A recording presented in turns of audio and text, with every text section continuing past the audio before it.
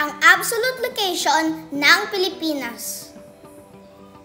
Magandang araw sa inyong lahat. Ako si Jabin Marquio Toong at ako naman si David Sansamisi Lucero. At ngayon ay tutukuyin namin ang tiyak na lokasyon ng Pilipinas.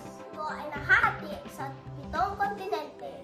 Ang Asia, Africa, North and South America, Antarctica, Europe, at Oceania. Saan parte kaya makikita ang Pilipinas? Tama! Sa Asia! Saang parte kaya ng Asia makikita ang Pilipinas?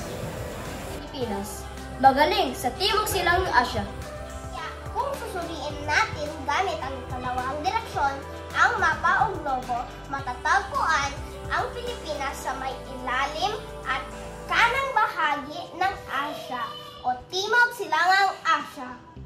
Pilipinas ay isang arkipelago na binubuo ng 7,641 isla. Ito ay hinahati sa 3 malaking pulo, ang Luzon, Visayas at Mindanao.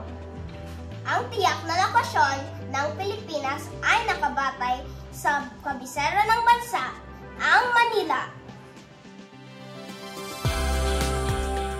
Sa makatuwid kung titingnan natin sa mapa o globo ay kabisera ng Pilipinas o Manila. Ang Pilipinas ay nasa 14 degrees 35 minutes hilagang latitude at 125 degrees 59 minutes hilagang longitude. Dito na lamang. Muli ako si Jabin Marquio Toong At ako naman si David Sansamisi Lucero. at kami ay inyong tagapag-ulat.